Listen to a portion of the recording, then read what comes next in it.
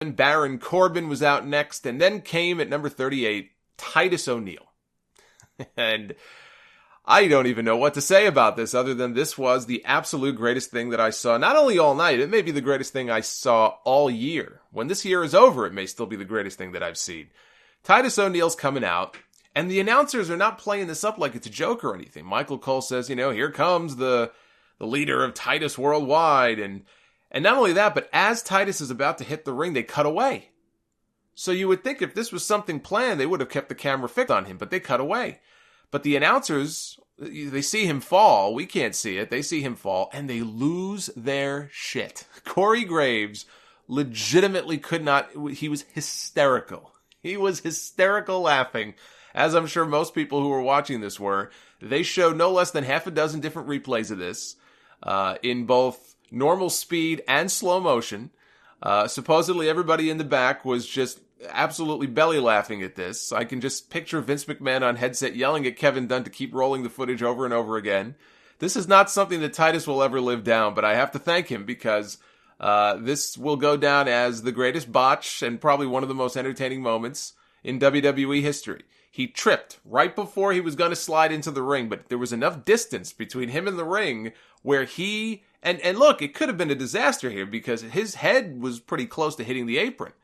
And if it didn't hit the apron, maybe it would have hit like a steel beam or something underneath the ring, and then it wouldn't have been so funny.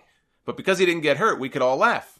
But he tripped, and he just slid right under the ring to where his entire body was almost completely underneath the ring. His feet were still sort of dangling out, but he just slid under the ring. I thought he was going to come out the other side. How awesome would that have been? So, I mean, look, in a way I feel bad because, you know, he had to know. As soon as it happened, he had to just be thinking in his head, God damn it. God damn it. That they're never going to let me live this down. But look, you know, all the wrestlers are tweeting about it. He took a picture, I think it was the next day, of him standing next to the ring. He's kind of poking fun at it. He's being a good sport about it. But this was... I would say, go back and watch the show just for this, but you don't even have to. Just go on Twitter or Facebook. You're going to see a gazillion memes and GIFs of Titus O'Neil doing the Titus slide underneath the ring. This was just fantastic. Michael Cole, that was the only, shining moment of him on this entire show. Michael Cole was just, he would not let this go. He just could not believe what he had just seen. So anyway, Titus came out number 38. Made this entire show worth it, by the way.